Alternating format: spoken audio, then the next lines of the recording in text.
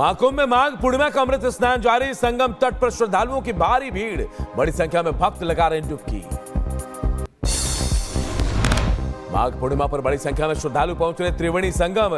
2.5 करोड़ से ज्यादा भक्तों के महाकुंभ में पहुंचने का अनुमान। भीड़ को देखते हुए महाकुंभ मेला क्षेत्र और शहर को नो व्हीकल जोन घोषित किया गया। आकस्मिक सेवा संबंधी वाहन भी चलेंगे। सीएम योगी ने अधिकारियों को दिए सख्त निर्देश। महाकुंभ में संगम में होगी पुष्प वर्षा। स्नानार्थियों पर हेलीकॉप्टर से बरसेंगे फूल। सुबह 8 बजे संगम क्षेत्र में पुष्प वर्षा होगी। वाराणसी में महाकुंभ का पलट प्रवाह। दशाश्वमेध घाट पर हुई सांकेतिक गंगा आरती। भीड़ को देखते हुए लिया गया निर्णय। वाराणसी में आस्था का सैलाब उमड़ पड़ा है। महाकुंभ से निकलने के बाद बाबा विश्वनाथ के दर्शन के लिए पहुंच रही है श्रद्धालुओं की भीड़। 12 लाख से ज्यादा लोगों के शहर में पहुंचने का अनुमान। वाराणसी में माघ पूर्णिमा पर सुरक्षा के पुख्ता इंतजाम। ड्रोन से गंगा घाट की निगरानी की जा रही है। यूपी के मिर्जापुर में विंध्यवासिनी धाम में उमड़ा भक्तों का सैलाब। दर्शन के लिए कतार में खड़े लाखों श्रद्धालु।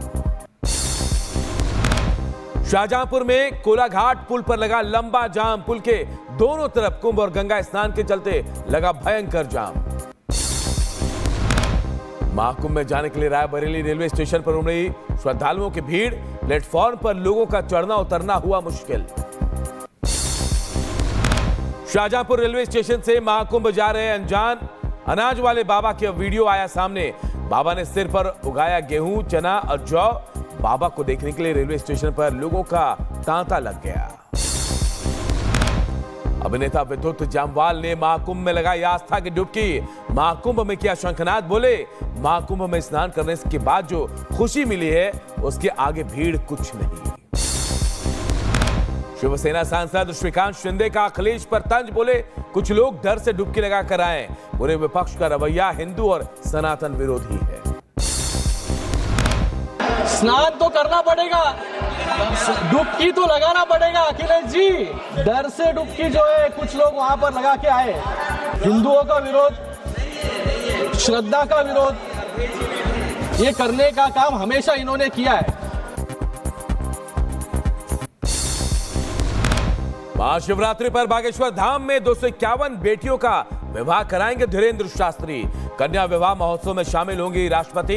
कैंसर हॉस्पिटल की आधारशिला रखने आ सकते हैं प्रधानमंत्री नरेंद्र मोदी। फ्रांस के राष्ट्रपति इमैनुअल मैक्रों के साथ मार्सेल पहुंचे पीएम मोदी। भारतीय समुदाय के लोगों ने किया भव्य स्वागत। विश्व युद्ध में शहीद हुए जवानों को देंगे श्रद्धांजलि।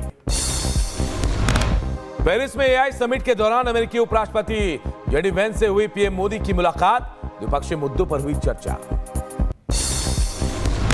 भारत फ्रांस सीईओ फोरम को पीएम मोदी ने किया संबोधित। कहा, तेजी से ग्लोबल इन्वेस्टमेंट डेस्टिनेशन बन रहा है भारत।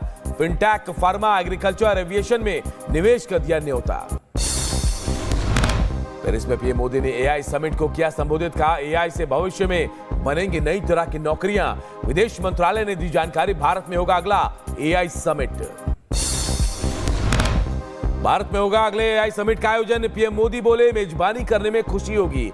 नवंबर 2025 से जनवरी 2026 के बीच किसी भी हफ्ते में हो सकता है एआई समिट।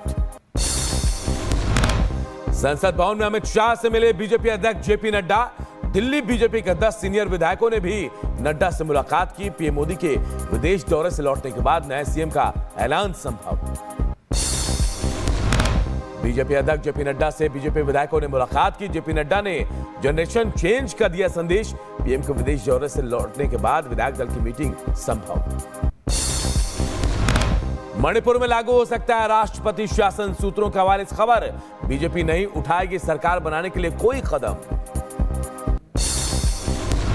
अरविंद केजरीवाल और संजय सिंह की बढ़ सकती मुश्किलें। आपके 16 उम्मीदवारों को 15 करोड़ के ऑफर के आरोप पर एसीबी दिल्ली पुलिस को लिखेगी चिट्ठी। बीजेपी ने की थी मानहानि की शिकायत। आप विधायक अमानतुल्लाह खान की बड़ी मुश्किलें। गिरफ्तारी के लिए दिल्ली पुलिस और क्राइम ब्रांच की टीम कर रही है छापेमारी। कभी भी हो सकती है गिरफ्तारी। सुप्रीम कोर्ट ने चुनाव आयोग को ईवीएम से डेटा न हटाने का दिया निर्देश। ईवीएम के सत्यापन को लेकर नीति बनाने की मांग वाली याचिकाओं पर कोर्ट ने सुनवाई की, चुनाव आयोग से जवाब मांगा। मुस्तफाबाद का नाम बदलने को लेकर भड़के आपके पूर्व विधायक हाजी यूनुस, कहा जब तक मैं जिंदा हूं नाम नहीं बदलने देंगे। मोहन सिंह बिष्ट जी को ऐसी बातें कहने से पहले सोचना चाहिए कि वो कह क्या रहे हैं। और मुस्तफाबाद का नाम बदलना इतना आसान काम नहीं है। मैं मुस्तफाबाद की आवाम से और आप लोगों से वादा करता हूं कि जब तक मैं जिंदा हूं मुस्तफाबाद का नाम नहीं बदला जाएगा। मुंबई में डिप्टी सीएम अजीत पवार ने एनसीपी के विधायकों के साथ बैठक की, निकाय चुनाव को लेकर चर्चा हुई। मध्य प्रदेश के मुख्यमंत्री मोहन यादव का बड़ा ऐलान, देवास जिले के 54 गांवों के नाम बदलने का ऐलान किया। अरबी और उर्दू नाम वाले गांव का होगा नामकरण। जम्मू कश्मीर के अखनूर में आईडी विस्फोट में सेना के 2 जवान शहीद, 1 घायल, इलाज के लिए अस्पताल में कराया गया भर्ती। आतंकियों के लगाए आईडी की चपेट में आए थे सेना के अधिकारी। महाराष्ट्र साइबर सेल ने इंडियाज गॉट लेटेंट शो के खिलाफ दर्ज किया एफआईआर। एनसीडब्ल्यू ने रणवीर इलाहाबादी और समय रैना को नोटिस भेजा। मुंबई पुलिस ने शो के वक्त मौजूद रहे स्टाफ का बयान दर्ज किया। यूट्यूबर रणवीर इलाहाबादिया के अश्लील बयान पर भड़के बीजेपी सांसद रवि किशन, बोले इस तरह की भाषा का प्रयोग दुखद और अपमानजनक। Very sad, very hurt, painful. कानून उनको पूरे देश में अनगिनत एफआईआर हुए उन पर, और ये भारत के कानून का आप लोग कभी इसका भय तो बना के रखिए आप लोग। रायबरेली में लकड़बग्घा दिखाई देने से हड़कंप मचा, लोगों के पहुंचने पर जंगल की तरफ भागा लकड़बग्घा, आसपास के गांव में दहशत का माहौल। यूपी के मुरादाबाद में रणवीर इलाहाबादिया के खिलाफ विरोध प्रदर्शन, लोगों ने रणवीर इलाहाबादिया का फूंका पुतला। कुशीनगर पहुंचा सपा का प्रतिनिधिमंडल, मदनी मस्जिद पर बुलडोजर एक्शन के लिए जानकारी, अखिलेश यादव को सौंपेगा रिपोर्ट। लखीमपुर खीरी में जाम में फंसे बीजेपी विधायक योगेश वर्मा का गुस्सा फूटा, कोतवाल को सुनाई खरी खोटी, मामला बढ़ता देख पुलिस ने जाम हटवाया। देर रात जाम में फंसी थी विधायक की कार। जयपुर में यात्रियों से भरी बस में लड़ते लड़ते घुसे सांड, बस के अंदर सांड ने जमकर उत्पात मचाया, बस ड्राइवर और कंडक्टर ने कूद कर बचाई जान। यूपी के एटा में जेलर पर महिला ने शारीरिक शोषण के लगाए आरोप, महिला ने जेलर से की हाथापाई। शाहजहांपुर में स्कॉर्पियो से गौ तस्करी का भंडाफोड़, पुलिस ने गाड़ी का पीछा कर गौवंशों को बचाया। स्कॉर्पियो के पिछले सीट में लदी थी 3 गौवंश, अंधेरे का फायदा उठाकर आरोपी फरार। बढ़ते आगे, यूपी के लखीमपुर खीरी में एक घर में लगी भीषण आग, देखते देखते आग ने 3 घरों को अपनी चपेट में लिया, 2 मवेशी झुलसे, लाखों का नुकसान। यूपी के हमीरपुर में घरेलू विवाद में दंपति ने एक साथ फंदा लगाकर आत्महत्या कर ली, छानबीन कर रही है पुलिस। शाहजहांपुर में तेज रफ्तार 2 बाइकों की भीषण टक्कर, हादसे में बाइक सवार गंभीर रूप से घायल। शाहजहांपुर में गुब्बारा भरने के दौरान सिलेंडर में विस्फोट, हादसे में गुब्बारा विक्रेता समेत 3 लोग गंभीर रूप से घायल हुए हैं। सिलेंडर में केमिकल डालने के दौरान हुआ धमाका। यूपी के फिरोजाबाद में कुंभ स्नान कर लौट रहे श्रद्धालुओं की बस खाई में पलटी, हादसे में एक महिला की मौत, 12 से ज्यादा लोग जख्मी हुए।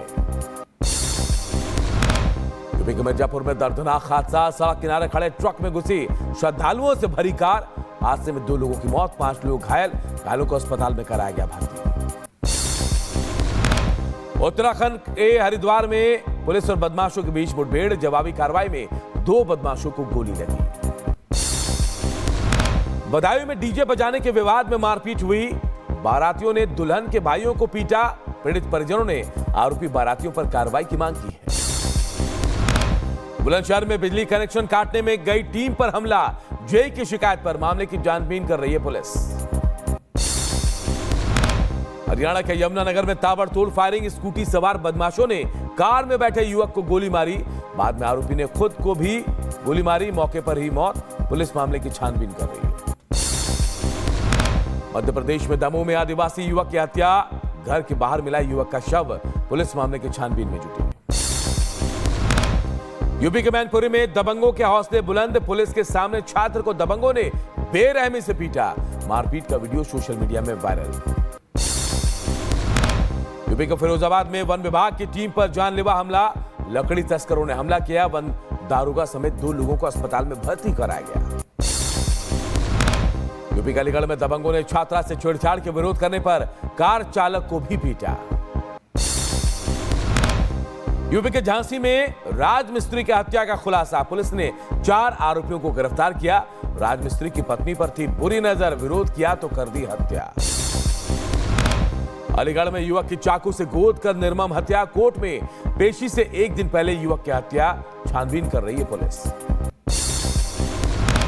मैनपुरी में पीएसी के जवान पर दुष्कर्म का आरोप। लड़की के परिजनों ने दर्ज करवाया थाने में मुकदमा। पुलिस ने पीड़ित लड़की को नोएडा से किया बरामद। पीएम नेतन्याहू ने हमास को दी धमकी। बोले बंधकों को छोड़े नहीं तो गाजा में समाप्त हो जाएगा युद्ध विराम। अमेरिका से अवैध प्रवासियों को निकालने को लेकर पोप फ्रांसिस ने की ट्रंप प्रशासन की निंदा। अमेरिका के बिशप को लिखा पत्र, कहा बुरा होगा इसका अंजाम।